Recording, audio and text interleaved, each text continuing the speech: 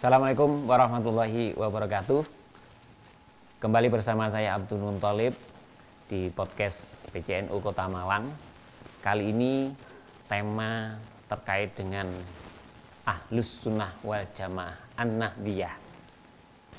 Tidak semua masyarakat umat Islam, bahkan termasuk warga Nahdiyin sendiri, memaknai aswaja an-nahdiyah itu seperti apa, itu belum tentu semua juga paham. Karena itu kita ingin mengupas sebenarnya apa sih aswaja Ahlus Sunnah wal Jamaah an-Nahdiyah, apa pula bedanya aswaja yang tidak an-Nahdiyah, bahkan termasuk dengan ideologi atau aliran yang di luar aswaja. Kita tahu bahwa memang Kanjeng Nabi pernah bersabda akan ada 73 golongan. Nah, aswaja an-nahdiyah apakah benar-benar termasuk dari 73 golongan ini? Saya hadirkan ahlinya dari Nahdlatul Ulama. Kita sambut Ustadz Fathur Razi. Ya. Assalamualaikum Ustadz Fathur Razi. Ya, Ustadz Fathur Razi ini adalah anggota lembaga dakwah PCNU Kota Malang. Jadi ini pas untuk menyampaikan tentang Ahlus Sunnah wal Jamaah An-Nahdiyah. Ustadz Razi atau Ustadz Fathur ya. Apa sih sebenarnya aswaja An-Nahdiyah itu secara prinsip itu apa sebenarnya? Jadi ketika berbicara Ahlus Sunnah wal Jamaah An-Nahdiyah atau aswaja An-Nahdiyah, berarti ada dua sisi ya. Ada dua pemahaman. Pertama Ahlus Sunnah wal Jamaah atau aswaja, kemudian ada tambahan istilah An-Nahdiyah. Ya. Kalau Ahlus Sunnah wal Jamaah memang merupakan golongan mayoritas ya, golongan mayoritas umat Islam yang istilah ini telah populer sejak akhir abad ketiga Hijriah dengan dirumuskan atau dipopulerkan oleh Imam Abul Hasan Al-Asy'ari, yang utamanya oleh murid-murid beliau, penerus beliau seperti Imam Al-Baqillani, Imam Al-Baghdadi dan seterusnya. Sehingga istilah Ahlus Sunnah wal Jamaah ini sudah berjalan sekian ratus tahun. Mungkin sudah 1000 tahun lebih katanya sampai sekarang ini. Nah, karena Ahlus Sunnah wal Jamaah merupakan as-sawadul a'zam ya. As-sawadul a'zam, kelompok mayoritas umat Islam yang diyakini sebagai kelompok yang selamat dari 73 golongan yang disampaikan Rasulullah akan terjadi perpecahan umat Islam, di mana yang selamat hanya satu ya. Dan itu ketika beliau ditanya, siapakah yang selamat itu? Beliau menjawab, ma ana alaihi wa ashabi. Itu golongan yang mengikuti apa yang telah aku dan para sahabatku jalankan selama ini. Ya. Nah, kemudian itu difahami sebagai kelompok Ahlus Sunnah wal Jamaah. Nah, kemudian karena ini adalah kelompok mayoritas sekaligus kelompok yang akan selamat, tentu umat Islam banyak yang mengklaim sebagai juga Ahlus Sunnah wal Jamaah. Nah, terlebih di akhir-akhir saat ini terutama ya, dengan berbagai macam banyak kelompok-kelompok umat Islam ya, semuanya juga banyak yang mengklaim sebagai Ahlus Sunnah wal Jamaah. Nah, maka kemudian muncullah istilah An-Nahdiyah ini untuk memantapkan bahwasanya Ahlus Sunnah wal Jamaah yang sudah berkembang dan berjalan puluhan tahun, mungkin ratusan tahun di Nusantara, di tanah air ini adalah yang sesuai dengan yang diamalkan oleh umat Nahdiyin, itu kalangan Jamiah Nahdlatul Ulama. Supaya ini berbeda dengan dengan klaim pemahaman Ahlus Sunnah yang lain, kita munculkan istilah An-Nahdiyah. Baik, jadi kembali ke Ahlus Sunnah, makna dari Ahlus Sunnah ini apakah para pengamal hadis begitu atau apa? Maknanya? Tidak ya. Gimana? Kan istilahnya jalan yang oleh para ulama dipahami adalah ini jalan yang diikuti oleh yang dicontohkan Kangjeng Nabi. Adapun wal jamaah dipahami adalah para sahabat Nabi. Jadi amaliyah yang dijalankan Kangjeng Nabi kemudian diikuti oleh para sahabat dan diwariskan ke generasi setelahnya, para tabi'in dan tabi'in. Nah, kemudian memang setelah istilah Ahlussunnah wal Jamaah ini kan enggak secara istilah ataupun muncul itu setelah zamannya Imam Abul Hasan Al-Asy'ari. Beliau wafat 323 Hijriah. Dan mungkin beliau ya hanya merumuskan untuk mengcounter faham-faham yang dianggap menyimpang saat itu, utamanya dari kalangan Al-Mu'tazilah. Nah, kemudian dalam perkembangannya ya, utamanya dari kalangan An-Nadiyah merumuskan secara lebih konkret kan siapa sih yang masuk kategori Ahlussunnah wal Jamaah itu, maka kemudian disebutkan mereka yang dalam masalah syariat mengikuti salah satu daripada empat imam mazhab, ya. Imam Hanafi, Imam Maliki, Imam Syafi'i dan Imam Hambali. Ya. Yang keempat imam ini hidup termasuk kategori zaman tabi'in. Ya. Imam Hambali wafat terakhir 241 Hijriah. Imam Syafi'i 204 Hijriah. Berarti kan masuk kategori generasi salaf ya, tabi'in. Nah, kemudian dalam bab apa tadi? Bab tauhid akidah mengikuti Imam Abul Hasan Al-Asy'ari, wafatnya 323 Hijriah. Kemudian Imam Abul Mansur Al-Maturidi, wafatnya 333 Hijriah. Sedangkan dalam tasawuf mengikuti rumusan Imam Abu Hamid Muhammad bin Muhammad Al-Ghazali, yang juga Imam Abdul Qasim Junaid Al-Baghdadi. Ya, sebenarnya amaliyah Ahlussunnah wal Jamaah itu ya sudah dijalankan oleh generasi awal, cuma dalam bentuk ya rumusan ya, dalam bentuk kaidah-kaidah itu ya yang baku dirumuskan oleh para imam tersebut. Sebenarnya yang membedakan antara Ahlussunnah wal Jamaah An-Nahdiyah dengan Ahlussunnah wal Jamaah non An-Nahdiyah itu apa sih sebenarnya? Begini. Jadi Ahlussunnah wal Jamaah yang secara lengkap itu berarti kan mengikuti 3 prinsip, 3 ajaran Islam kan. Ada ajaran iman, ada Islam, ada ihsan, ada akidah, ada syariah, ada tasawuf, sebagaimana populer dalam hadis Jibril itu. Ketika malaikat Jibril mengajarkan tentang mal iman, apa itu iman, apa itu Islam, apa itu ihsan. Berarti kan Islam ini, agama Islam ini adalah agama secara lengkap, harus 3 dimensi ini, dimensi syariat, dimensi akidah, syariat, dan dimensi tasawuf. Dan itu yang kemudian dipegangi oleh Ahlussunnah wal Jamaah, utamanya yang An-Nahdiyah tadi. Makanya kita ada istilah tasawuf ya, akhlak tadi. Berarti aswaja yang non An-Nahdiyah ya, itu tidak megang tasawuf ini. Yang malah yang anti tasawuf. Anti tasawuf itu menganggap para sufi itu yang terlalu berlebihan dan sebagainya. Nah, kita ini termasuk apa? Bagian dari khasanah kita, tradisi kita, sekaligus ini tasawuf itu yang sangat mewarnai ya, Iya. Terus ini Ustaz, di Nahdiyah, ya. Aswajaan Nahdiyah itu ada prinsip tawasud, tawazun, tasamuh. Ya. Mungkin bisa dijelaskan apa sih sebenarnya ini?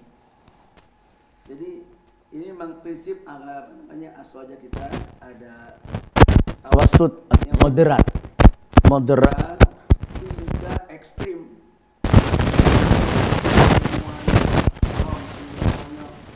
Sangat memahami mengkafirkan, mudah menyesatkan. Ya. Kan seperti Khawarij dulu, Khawarij ya, yang istilahnya firqah awal yang muncul, itu kan mereka apanya pelaku dosa besar, semuanya neraka. Seperti itu. Itu kan terlalu sangat ekstrim. Kemudian ada ya istilahnya mungkin firqah yang terlalu apa? Terlalu liberal, terlalu bebas. Maka di sini tawasud antara liberal dan Khawarij ya, yang radikal itu tadi. Itu namanya tawasud. Tawasud moderat. Okay. Ya. Kemudian tasamuh. Tasamuh itu toleransi. Toleran dalam arti pertama, ketika dalam memandang pendapat orang lain itu kita punya prinsip pendapat Anda bisa jadi pendapat saya benar, tapi bisa jadi juga salah. Pendapat Anda menurut saya salah, tapi bisa juga benar. Sehingga kita bertoleransi pada pendapat orang lain. Itu dalam hal seperti itu. Itu sudah diajarkan oleh ulama-ulama terdahulu ya.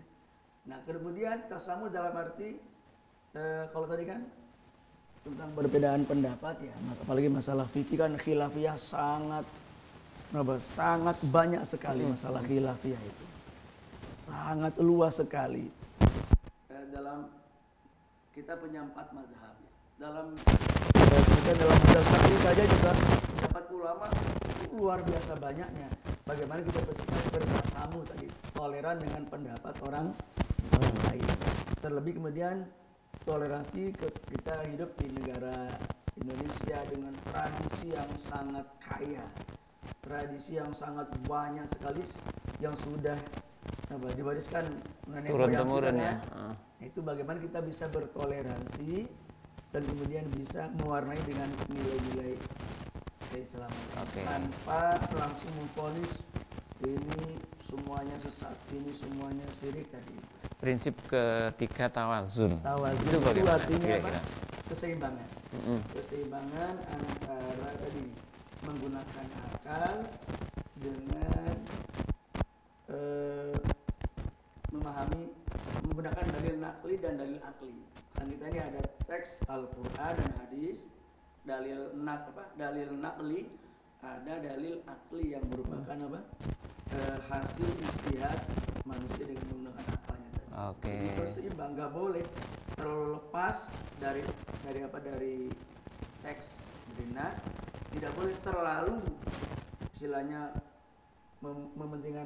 memegangi nas kemudian mengabaikan fungsi ijtihad akal tadi itu. Jadi ya, karena prinsip itu barangkali ada yang menyebut NU itu kok terlalu lunak ya, kok kurang tegas. Itu bagaimana menanggapi kayak begitu? Ya karena sikapnya dari tengah-tengah itu, yang namanya tengah itu ya bisa kadang dianggap mungkin yang sebelah sana nganggapnya ya yang liberal ya nganggapnya ini terlalu dekat dengan nas, terlalu memegangi agama, kurang bebas, kurang luas. Tapi yang sisi radikal nganggap NU terlalu lunak seperti karena tengah-tengah tadi itu. Padahal kita ingin bersikap luas dan luas tadi itu. Harus sikap luas dan luas. Bagaimana? Karena bagaimanapun ya realita kehidupan di masyarakat kan ya seperti itu. Bagaimana kita tidak meninggalkan realita dalam kehidupan masyarakat. Termasuk ini, Ustaz. Jadi NU itu dianggap sebagian orang luar ya menyebut bahwa kelompok-kelompok yang ini, mohon maaf ya saya sebut misalnya, kenapa kok tidak keras terhadap kelompok yang menggunakan Islam seolah-olah Islam tapi sebenarnya akidahnya tidak seperti Islam. Contoh, mohon maaf Syiah misalnya. NU kok gak keras beles sama kelompok Syiah, bahkan ada kesan melindungi. Itu bagaimana NU menjawab kayak begitu? Ya, kita berprinsip keras dalam artian kita melindungi.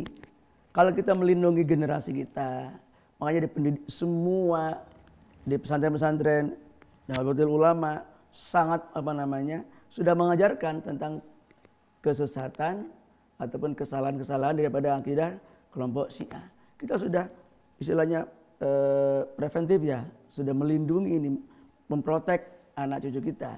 Tapi dalam hal apa namanya, di dalam hal apa tadi itu hubungan kemasyarakatan, kan kita tidak bisa istilahnya apa, harus kemudian memusuhi, memerangi mereka. Apalagi dalam konteks kita di negara bangsa seperti ini, di mana istilahnya apa, ada ya perlindungan untuk menjalankan keyakinan masing-masing tadi itu. Oke.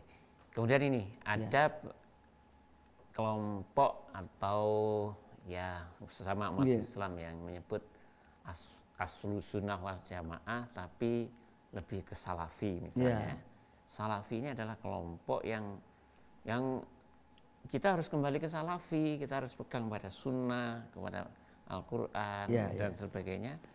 Menanggapi kayak begitu bagaimana ya NU, sehingga ada kesan loh NU ini apa nggak salah ya? Apa tidak salah ya? Masyarakat menjadi bingung ini. Nah, gimana NU menjawab itu bagaimana? Ya, begini kan biasanya ada ungkapan ya, semacam pertanyaan nakal. Mau ikut Nabi apa ikut ulama, ya kan? Ya, betul. Ikut Nabi apa ikut Imam Syafi'i? Ikut Nabi apa ikut ulama-ulama seperti Imam Ghazali?